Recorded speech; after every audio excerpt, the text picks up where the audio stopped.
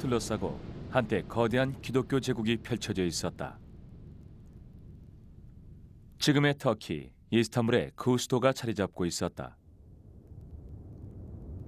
바로 콘스탄티노플이다.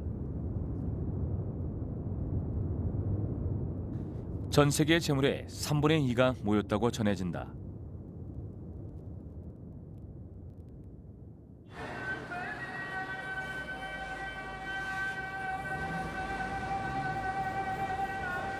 지금은 주민들 대부분이 이슬람교를 믿고 있다. 그리고 그 위대했던 시절도 사람들의 기억 속에서 사라져가고 있다. 하지만 역사는 그 이름을 기억할 것이다. 바로 비잔틴 제국이다. 그럼 그 화려했던 시절로 여행을 떠나보자.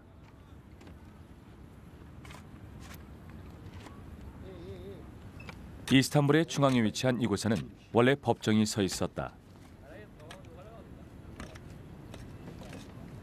이곳에서 새 건물을 짓기 위해 공사를 하다 뜻밖의 유적이 발견됐다.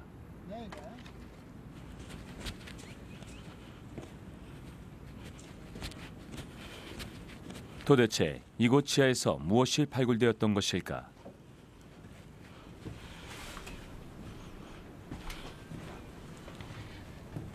Bu kemerli geçiş çıktığı zaman çok heyecanlandık. Çünkü burası Osmanlı dönemiyle Bizans dönemini ayıran bir zaman tüneli gibiydi.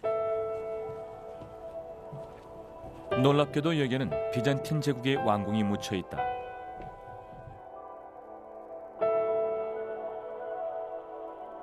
바닥 건너편에 모자이크가 보이는데 6세기에 제작된 것이다.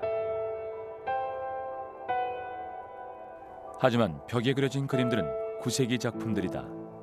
Burası özel bir oda. Gördüğünüz gibi freskleri var. 9 ila 10. yüzyıla tarihliyoruz. Üzerindeki desenler bitkisel. Biz bunlara rozet adını veriyoruz. Altta da başka bir bant içinde değişik yapraklar var. Bu kadar süslü bir yer olduğuna göre herhalde özel bir oda olmalıydı. Belki de bir yatak odası.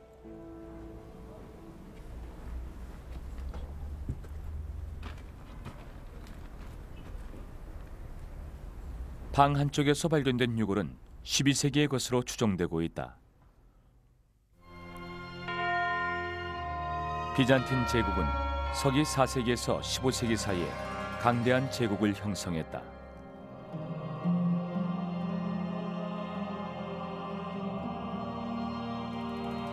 흥망성쇠를 거듭하면서도 1000년 이상 제국의 명맥을 유지했다는 사실이 놀랍기만 하다.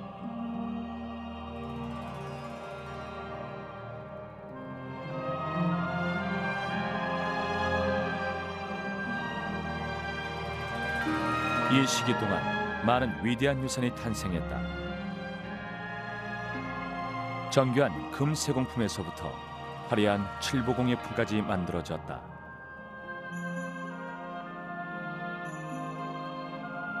뛰어난 기술과 예술 기법들이 유럽 전역으로 전해졌고 여러 문화를 꽃피웠다.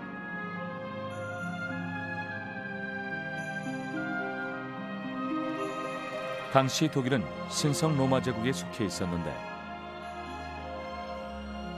금색 장식의 비단이 비잔틴 제국을 통해 이곳까지 전해졌다.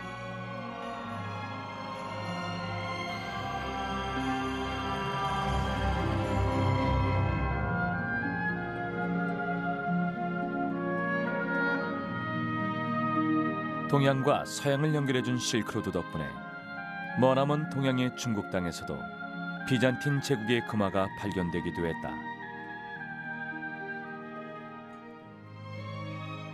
이탈리아는 비잔틴 제국과 활발한 교육 활동을 벌였다.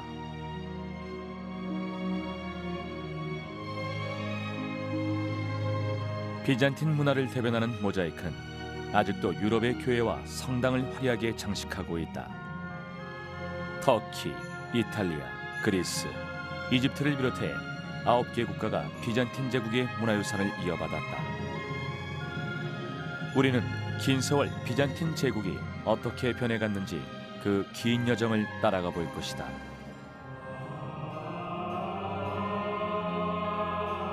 천년 이상 화려한 문명의 꽃을 피웠던 비잔틴 제국.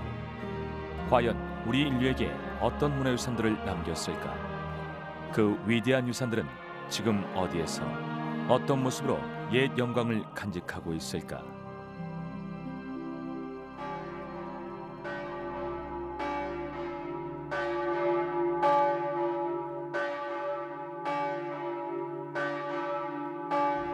이탈리아 베네치아. 5세기 무렵 바다 위에 건설된 도시다. 바로 비잔틴 제국이 출현하고 얼마 지나지 않은 때였다.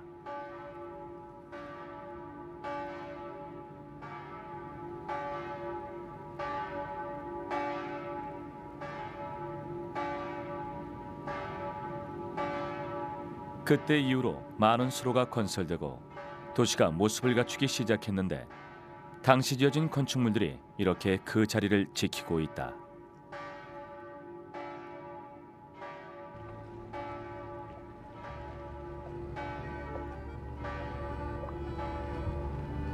오늘날 베네치아는 관광객들에게 최고의 명소다. 하지만 이 도시가 비잔틴 제국의 번영과 운명을 같이 했다는 사실을 아는 관광객들은 그렇게 많지 않다. 베네치아에 들어서면 수로를 따라 이탈리아를 대표하는 전형적인 양식의 건축물들이 눈에 들어온다. 하지만 조금 자세히 돌아보면 곳곳에 비잔틴 문화가 공존하는 현장을 목격할 수 있다.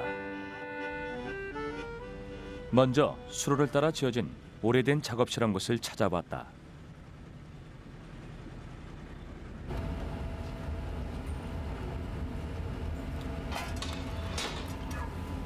유리 타일을 만드는 곳이다. 이렇게 제작된 유리 타일이 단다.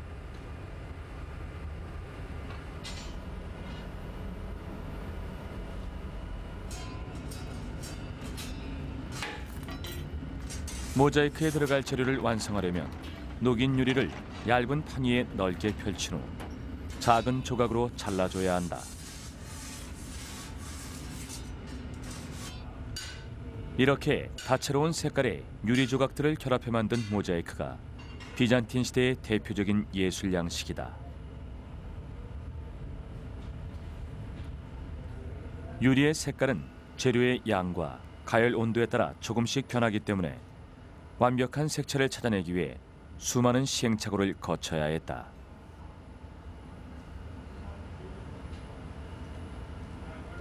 뛰어난 기술과 오랜 경험이 어우러져야 가장 완벽한 색채를 만들어낼 수 있다.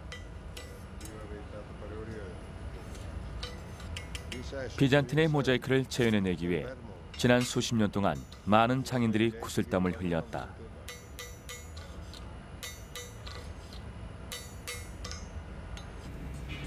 (6세기) 모자이크는 이런 색채 표준표를 사용했는데 25가지 색깔로 주로 파랑과 빨강색 계열이다. 하지만 모자이크에서 가장 중요한 색깔은 바로 금색이다. 이 금색 유리 타일은 비잔틴 제국의 번영과 높은 기술 수준을 단적으로 보여준다. 금색 타일은 실제로 두 개의 유리판 사이에 얇은 금박을 넣어 제작된다. 하지만 접착제를 전혀 사용하지 않기 때문에 아주 어려운 작업이다. 오랜 세월 동안 많은 금색 모자이크 작품들이 소실되었다. 다행히 최고의 작품들이 이곳 베네치아에 남아있다.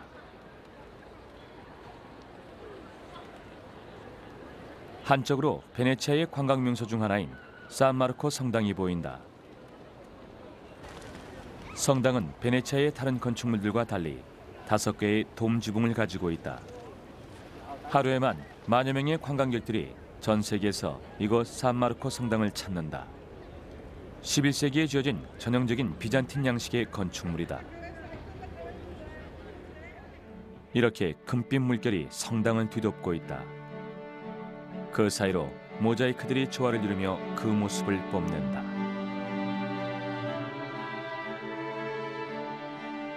산마르코 성당의 모자이크들은 비잔틴 제국에서 초대한 장인들에 의해 제작됐다고 한다. 그때부터 모자이크 기술이 세대를 거쳐 전해졌고 수세기에 걸쳐 모자이크가 완성되어졌다. 오래전 비잔틴 사람들은 금색이 천국의 모습을 가장 잘 표현하고 있다고 믿었다.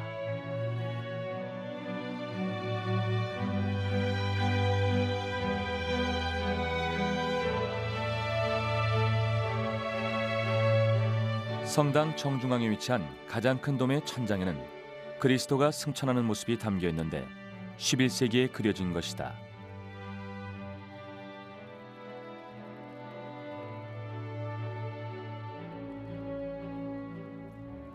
예수 옆으로 성모 마리아와 12제자 그리고 대천사들이 자리 잡고 있다.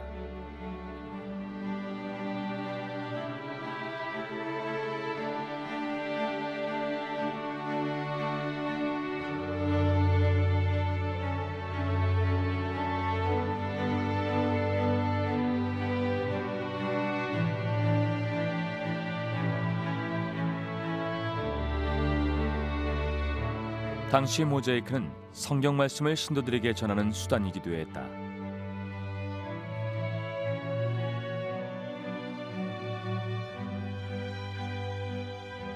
이 모자이크는 예수에게 배신의 입맞춤을 하는 유다의 모습을 담고 있다. 이곳을 찾는 사람들은 성당을 둘러보며 전 세계로 기독교가 전파되기를 바라는 강렬한 종교적 열망을 느끼지 않았을까.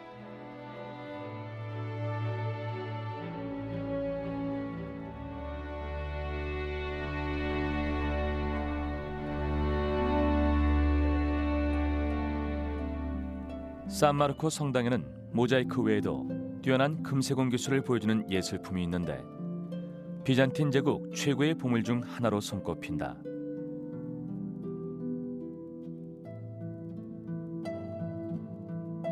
제단 뒤쪽에 서 있는 금벽장인 팔라도로다.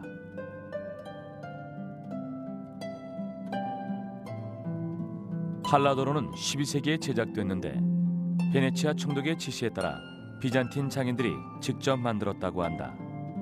크기는 높이 2m, 폭 3m로 오늘날까지도 그 아름다운 빛깔을 잃지 않고 있다.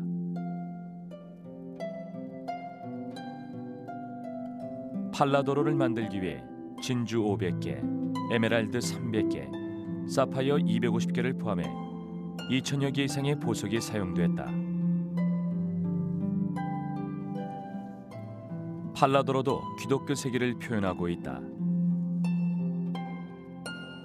중앙에 예수가 있고 그 주위로 복음서를 남긴 마태, 마가, 누가, 요한이 자리 잡고 있다.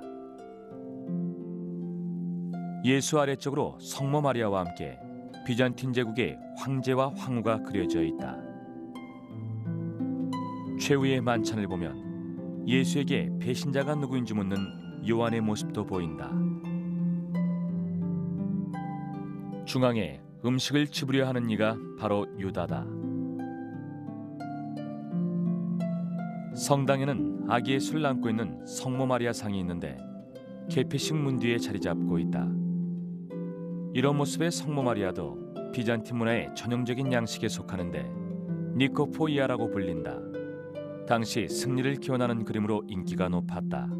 원래 아이콘이란 말은 그리스에서 유래했는데 비잔틴에서는 나무판에 그려진 종교화를 가리켰다. 베네치아는 6세기경에 비잔틴 제국의 지배하에 있었는데 그때만 해도 도시국가의 모습을 갖추지 못하고 있었다. 베네치아가 소국가로 발전하기 위해서는 활발한 해외 교육이 필요했고 성공적인 교육을 하려면 강력한 제국의 보호를 받아야 했다. È stata una presenza enorme perché Venezia è nata come entità bizantina, è cresciuta nei secoli, nei primi secoli, in legame stretto con Bisanzio e alla fine è rimasta bizantina molto più di quanto non si pensi, quando ancora ormai non ci si riconosceva più come bizantini, ma le radici restavano. Sono a casa loro a Costantinopoli, controllano Creta, hanno Creta, quindi c'è un intreccio molto forte.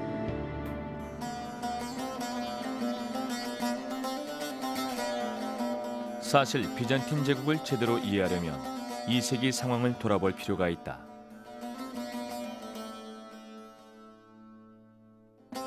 바야흐로 로마 제국이 그 세력을 유럽 전역으로 확장해가던 시기였다. 영국, 포르투갈, 북아프리카와 터키까지 로마 제국에 속했고 로마 제국은 엄청난 부를 축적하고 있었다. 하지만 좋은 시절이 있으면 힘든 시절이 찾아오기 마련이다. 3세기로 접어들면서 로마 제국은 그 세력이 약해져 갔고 이민족의 잦은 침략에 시달려야 했다. 당시 로마 제국의 운명은 젊은 콘스탄티누스 왕제의 두 어깨에 달려 있었다. 경쟁자들을 물리치고 권력을 장악한 콘스탄티누스는 두 가지 대개혁을 단행한다. 우선 그때까지 탄압을 받고 있던 기독교를 국교로 인정하고 거대한 제국을 하나로 통합하고자 했다.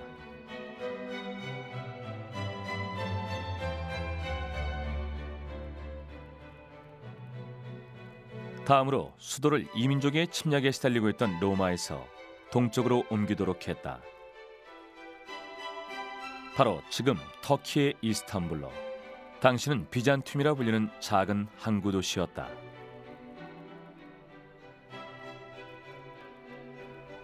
비잔티움은 삼면이 바다로 둘러싸여 있어 천혜의 요새였다.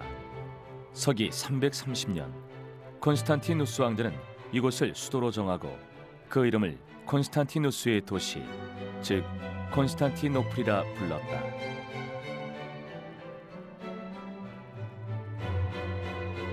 (4세기가) 되면서 로마 제국은 동서로 분열된다. 곧 서로마 제국은 몰락의 길을 걸었지만 동로마 제국은 계속해서 강력한 제국으로 그 명맥을 이어갔다. 뒤의 학자들은 동로마 제국을 수도의 원래 이름을 따서 비잔틴 제국이라고 불렀다.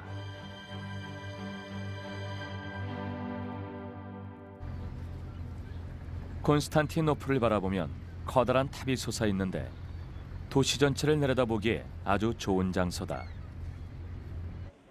그럼 이곳 콘스탄티노플에 대해 잠시 설명을 들어보자. Bu gördüğünüz yapı Galata Kulesi. İstanbul'un en güzel manzaralarından birini bu kuleden seyredebiliriz.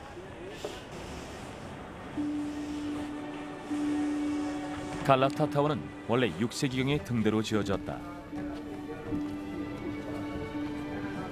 높이 53m로 어느 지점에서건 도시 전체를 한눈에 내려다볼 수 있다. 콘스탄티누스와 그의 계승자들은 파리와 런던이 건설되기 훨씬 오래전에 이곳에 인구 40만의 도시를 건설했다. Bunun içinde en uygun yer olarak Roma'nın küçük bir kenti olan Bizantiyon kentini seçti. Bizantiyon şu gördüğümüz birinci tepe. Topkapı Sarayı ve Ayasofya'nın olduğu tepeyi kapsayan küçük bir kentti. Konstantin Roma kentini model alarak burayı biraz Roma kentine benzer bir biçimde imar etti. Yani Roma kentinde olan her şey aynı zamanda bu kentte de olsun istedi. 콘스탄티노플은 삼면이 바다로 둘러싸여 있고 한쪽으로 성벽이 서 있다. 내륙으로 통하는 지대를 따라 성벽을 아주 굳건하게 세운 것이다. 난공불락으로 알려진 이 성벽은 아직까지도 남아있다.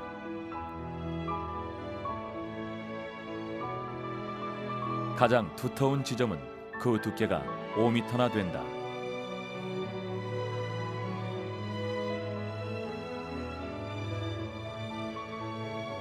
세 겹으로 이루어진 성벽 중에 도시에 가까운 쪽은 그 높이가 무려 12m에 달했다.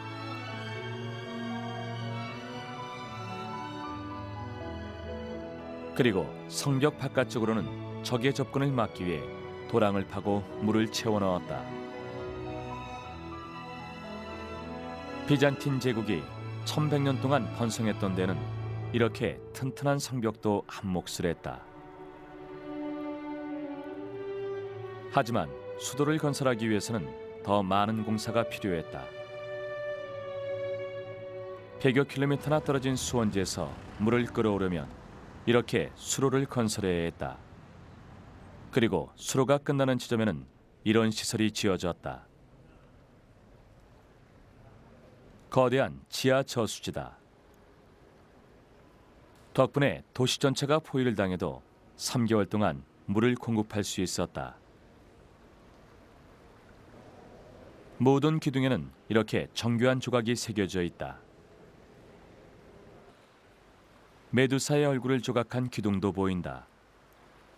메두사는 신화 속 괴물로 그녀의 눈을 쳐다본 사람은 돌로 변했다고 한다. 메두사의 머리는 뱀들이 뒤덮고 있다. 비잔틴 사람들은 이렇게 괴물의 얼굴을 거꾸로 조각해서 사악한 힘을 차단하려 했던 것일까? 왕궁을 비롯해 대부분의 중요한 건축물들은 바다에 인접한 절벽 위에 지어졌는데 아쉽게도 전쟁으로 파괴돼 지금은 거의 남아있지 않다. 황제가 살던 거대한 왕궁 옆으로 히포드롬이 자리 잡고 있었는데 전차 경주가 열리던 곳이다.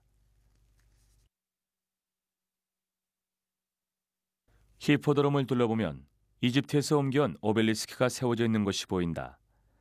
당시 이곳 히포드롬은 무려 10만 명의 관중을 수용할 수 있었다고 한다. 지금은 히포드롬이 있던 자리에 공원이 들어서 있다.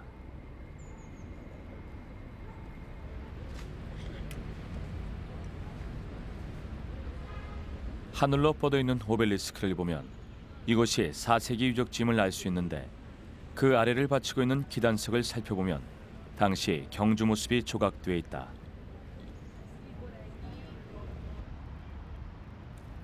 콘스탄티노플에서 비잔틴 제국의 영화를 단적으로 보여주는 건축물을 꼽으라면 많은 이들이 거대한 돔 지붕에 하기야 소피아를 선택할 것이다. 황제의 명으로 6세기에 건립될 때에는 성 소피아 성당으로 불리기도 했다. 완공까지 무려 50만 명의 인력을 동원한 덕분에 6년 만에 거대한 성당을 완성했다고 한다. 현존하는 비잔틴 제국 최고의 건축물 중 하나로 손꼽힌다. 베네치아 남쪽으로 아드리아 해를 따라 소도시 라벤나가 자리 잡고 있다. 이곳의 많은 성당들이 그 가치를 인정받아 세계문화유산에 등재돼 관광객들의 사랑을 받아왔다.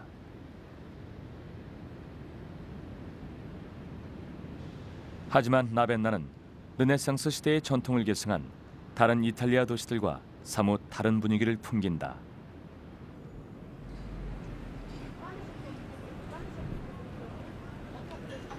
유스티니아누스 왕자가 통치하던 6세기 무렵 비잔틴 제국의 통치를 받았기 때문이다.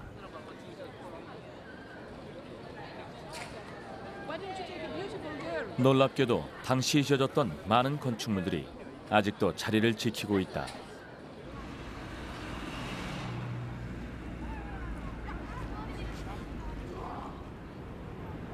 이곳 산타폴리나레 누오보 성당도 6세기에 지어졌는데 초기 비잔틴 건축의 걸작에 속한다. 성자들의 행렬 모습이 성당 내부의 벽면을 가득 채우고 있다.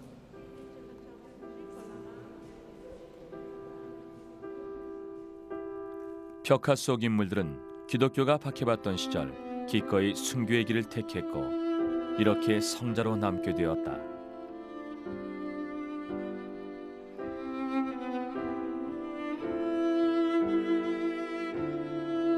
콘스탄티노플에서 파견된 장인들이 모자이크 작업을 직접 이끌었다.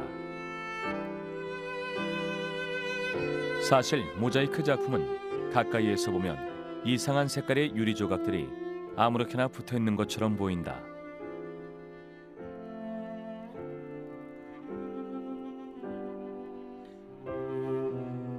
하지만 몇 발자국만 뒤로 물러나면 아름답고 조화로운 전체 모습이 한눈에 들어온다.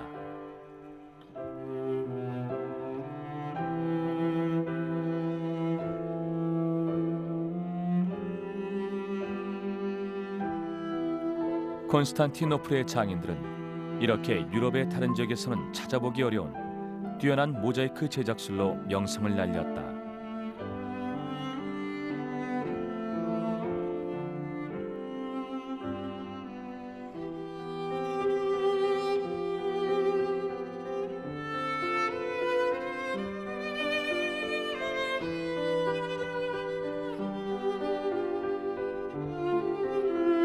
이곳은 6세기에 라벤나에 지어진 산 비탈레 성당이다. 전체적으로 팔각형을 이루고 있다.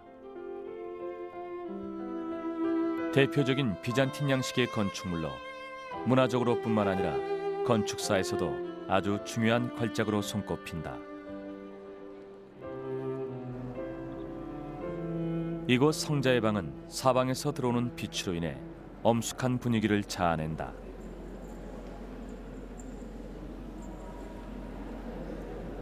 실내의 많은 벽화들은 비잔틴 시대 이후로 계속해서 복원되어져 왔다.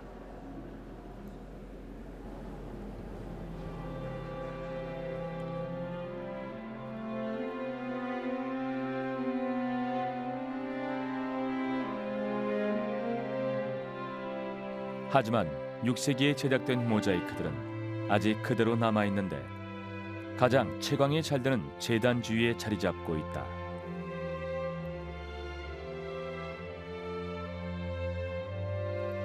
산비탈레 성당의 모자이크들은 아름다운 색채로 가득한 신의 세계를 담고 있다.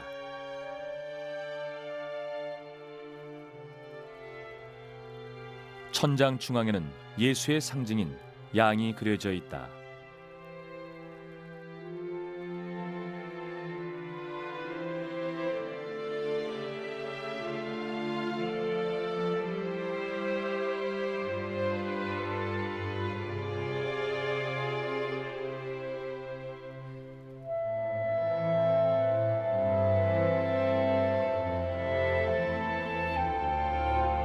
그리고 불사의 영혼을 상징하는 공작도 보인다. 예수 옆으로 보이는 돌고래들은 구원을 상징한다고 한다.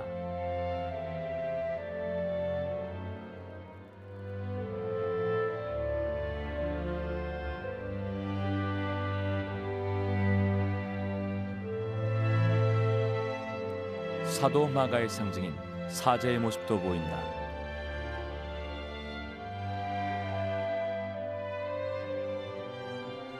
아래쪽 벽에는 아브라함이 등장하는 두 개의 그림이 담겨 있다.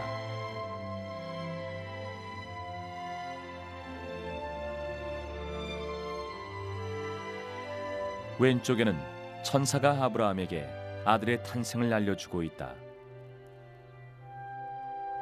그리고 오른쪽에는 아브라함이 자신의 아들을 신에게 바치는 모습이 보인다.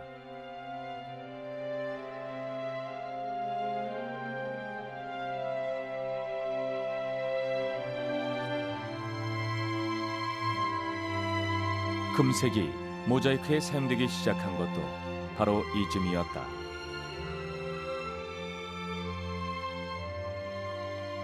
이 뿔들은 코누코피아라 불리는데 바로 풍요의 뿔이라는 뜻이다. 고대 시대에 풍요로운 수확을 뜻하는 상징물로 사용됐다.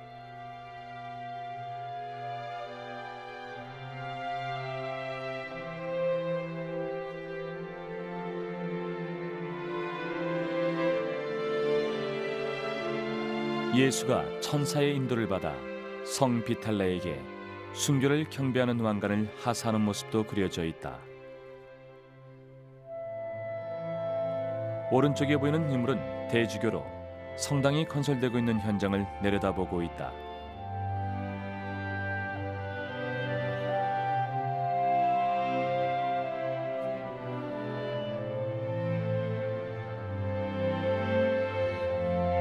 대부분의 모자이크가 유리로 제작되었지만 조개 껍질을 사용한 작품들도 있었다.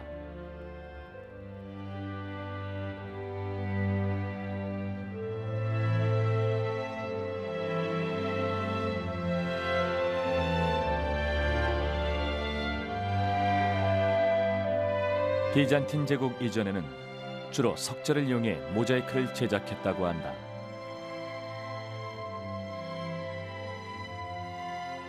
하지만 비잔틴의 장인들이 다채로운 색채로 밝은 빛을 내는 모자이크를 창조해냈다.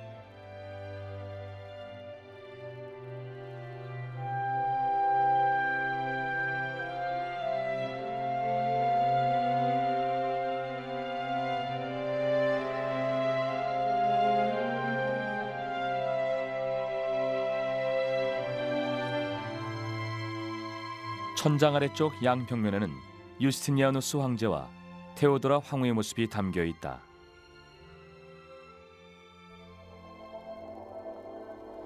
서기 6세기에 비잔틴을 통치했던 유스티니아누스가 망토를 걸치고 있는데 신의 땅으로 가는 동안 황제들만이 망토를 걸치도록 허락받았다고 한다.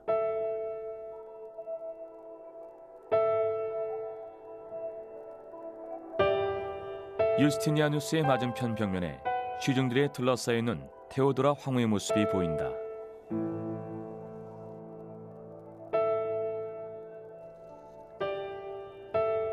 테오도라는 비천한 신분의 무용수였지만 유스티니아누스의 마음을 사로잡아 황후의 자리에 올랐다고 한다.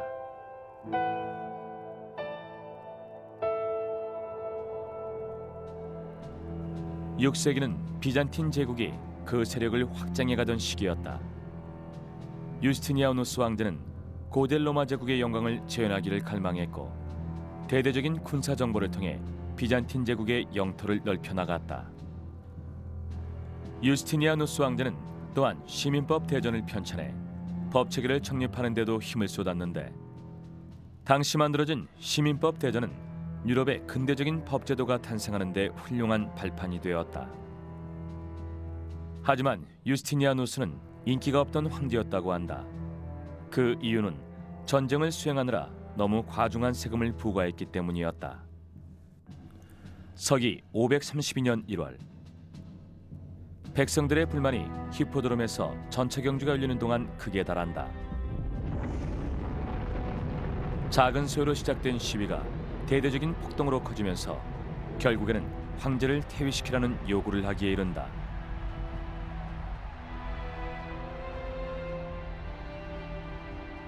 유스티니아누스는 원래 폭동을 피해 도피하려 했다. 하지만 테오도라 황후가 당당히 맞서라고 충고하며 그의 앞을 가로막았다고 한다. 도망쳐야 할 때가 아니에요. 황제는 등을 보여서는 안 됩니다. 저도 황후로서 무시받고 싶지 않아요.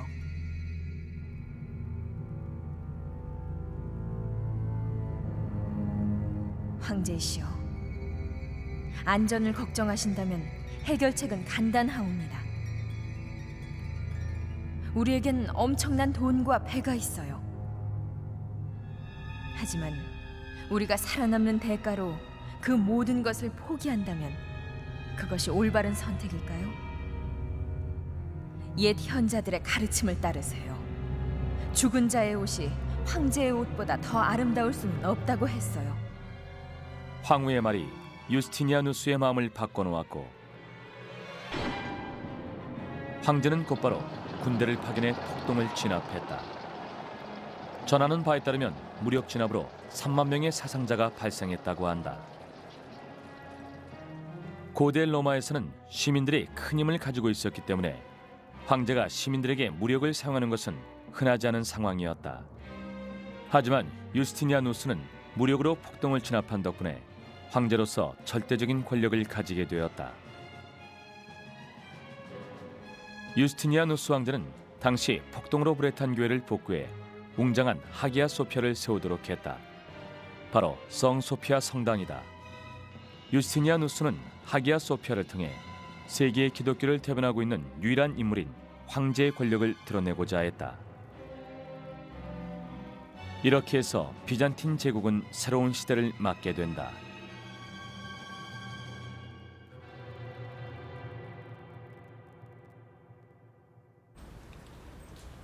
이 교회는 라벤나시의 중앙에 자리 잡고 있다.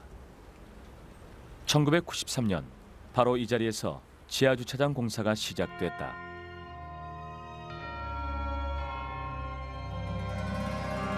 바로 그때 비잔틴 시대의 주거주의적이 모습을 드러냈다.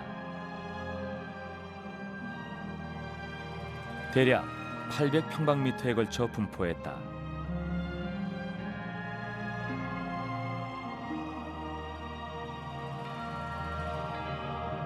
바닥의 모자이크들은 6세기에 제작된 것으로 판명됐는데 복구 작업을 거쳐 일반인들에게 공개됐다.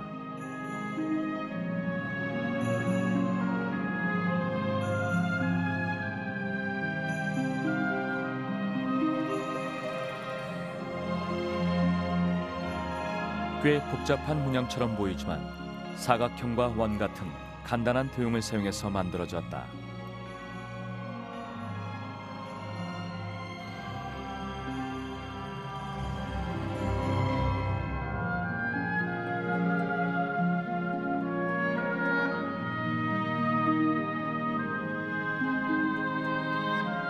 각 방마다 아주 다른 문양들이 사용됐다.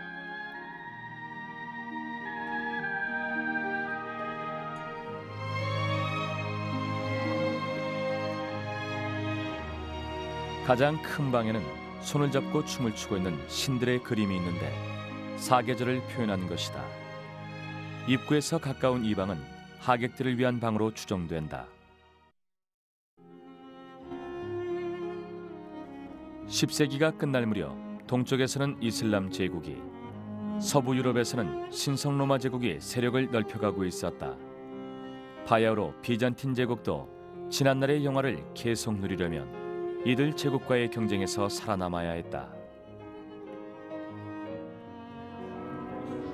독일 밤베르크에 신성 로마 제국의 성당이 있다.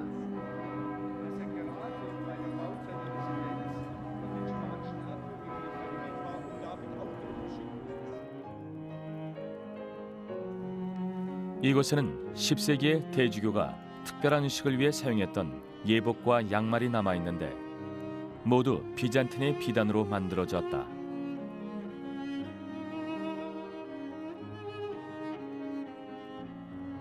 최고급 비단으로 만든 금색 양말을 포함해 이런 예복은 최고의 권력을 보여주는 상징물이었다.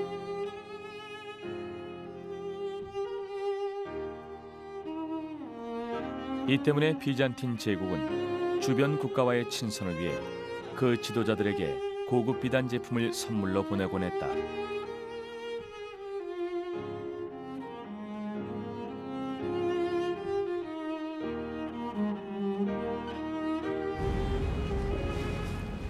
비잔틴 제국이 최고의 번영을 누릴 무렵 베네치아도 한창 성장하고 있었다. 상업이 발달하고 은행들이 리알토 다리를 사이에 두고 거리를 메웠다.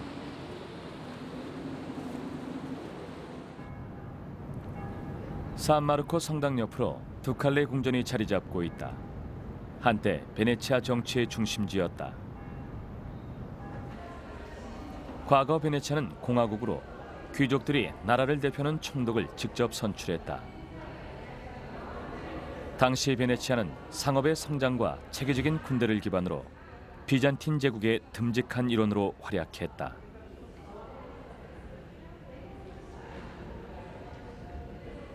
두칼레 궁전의 한 벽면에 그때의 모습이 재현돼 있다.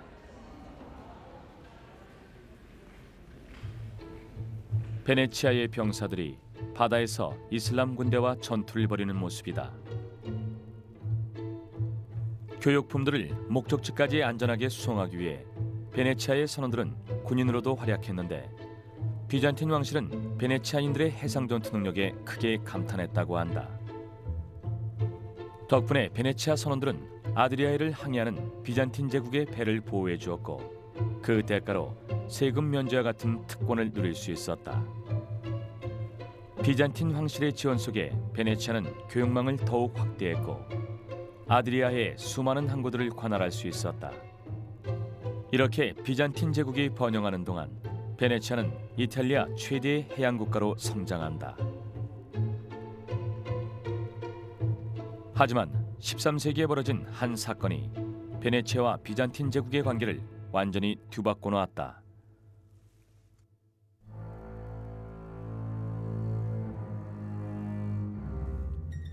1203년 이슬람 제국으로부터 성지를 회복하기 위한 십자군 원정이 준비되고 있었다.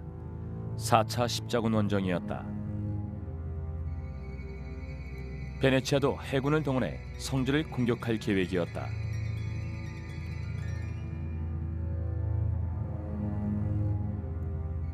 그런데 비잔틴 황실에서 온 한 남자가 특별한 요구를 했다. 내가 황제가 될 예정이었다. 하지만 삼촌이 그 자리를 빼앗았고 나는 쫓겨났다. 나를 도와주기 바란다. 내가 황제의 자리를 되찾을 수 있도록 함께 콘스탄티노플로 가자고 제안한 것이다. 아주 그럴듯한 제안이었다. 당시 십자군은 원정을 위한 자금 마련에 어려움을 겪고 있었다.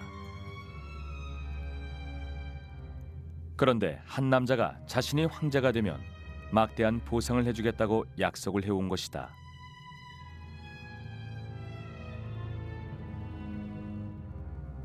이렇게 해서 베네치아의 십자군이 콘스탄티노플로 진군했다.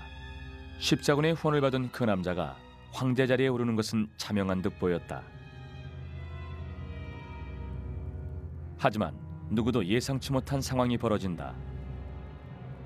십자군이 약속했던 보상을 받기도 전에 그 남자가 암살당한 것이다.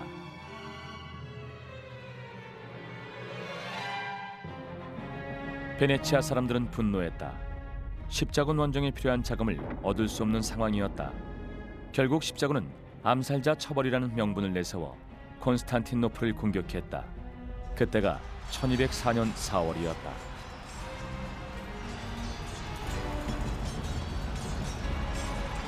불과 일주일 만에 수도가 함락됐다.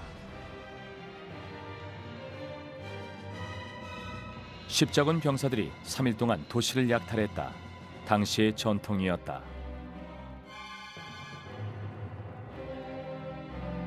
한 병사는 세상의 재물 3분의 2가 콘스탄티노플에 모여 있었다고 당시를 기억했다.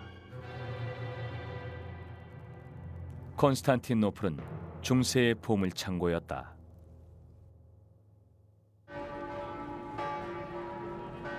오늘날 베네치아에 남아있는 비잔틴 보물의 많은 양이 당시 이곳으로 옮겨졌다.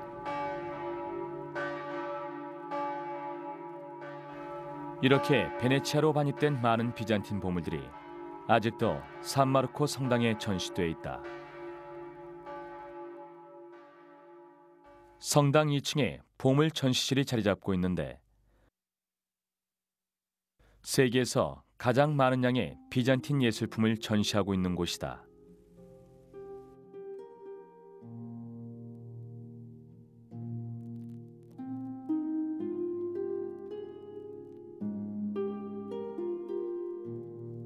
만호석 성배. 성배는 성찬식에 사용되는데 예수의 피를 상징하는 포도주를 담는다. 당시 탁한 빛을 내는 젓갈색의 만호석은 예수의 피를 의미했다.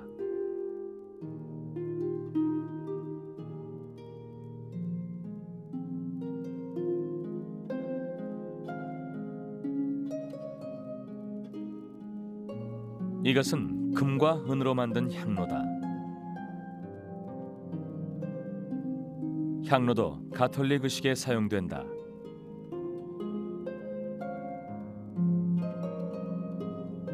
표면의 섬세한 조각들은 금속판을 두드려서 만든 것이다.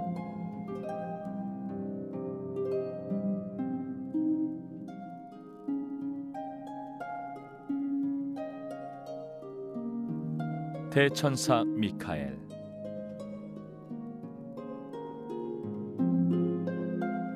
자세히 살펴보면 작품을 완성하기 위해 밀리미터 단위까지 다룰 수 있는 정밀한 세공술이 필요했다는 것을 알 수 있다.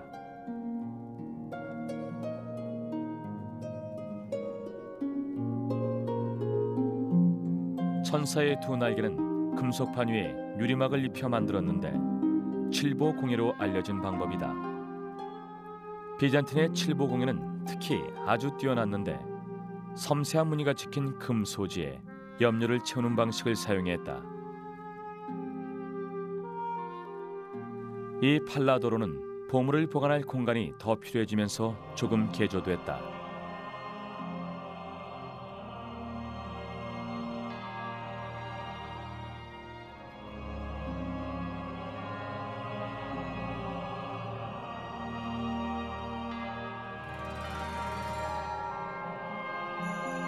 특히 휘장의 아랫부분을 많이 바꾸었다고 한다.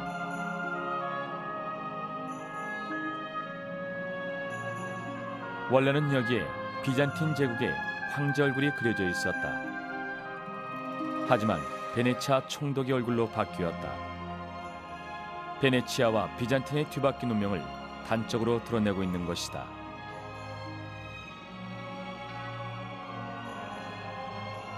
당시 베네치아로 가져온 보물 중에는 아주 귀중한 5세기의 문서도 있었다. 하지만 화저로 문서가 소실되면서 지금은 일부만이 남아있다. 그런데 문서에 담겨있던 그림을 표현한 것으로 추정되는 모자이크가 있다.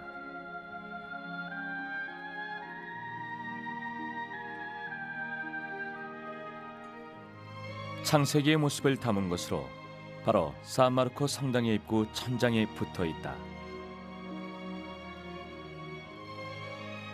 하늘과 땅이 창조되기까지의 과정이 시계 반대 방향으로 표현되어 있다. 신께서 아담과 이브를 이 땅에 보내는 모습도 보인다.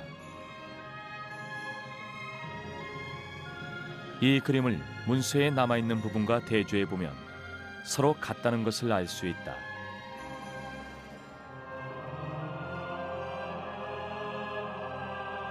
이렇게 베네치아는 비잔틴 문화를 계승하고 있다.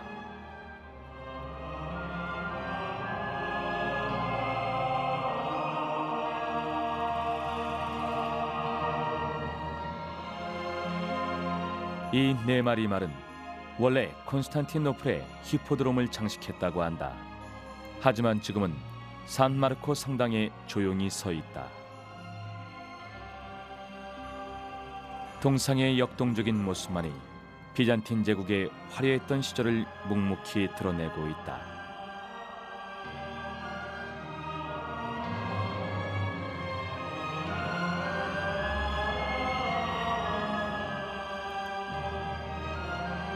(4차) 십자군 원정이 끝난 후 비잔틴 제국은 잃어버린 콘스탄티노플을 되찾고 다시 번영의 길을 걷기 시작한다.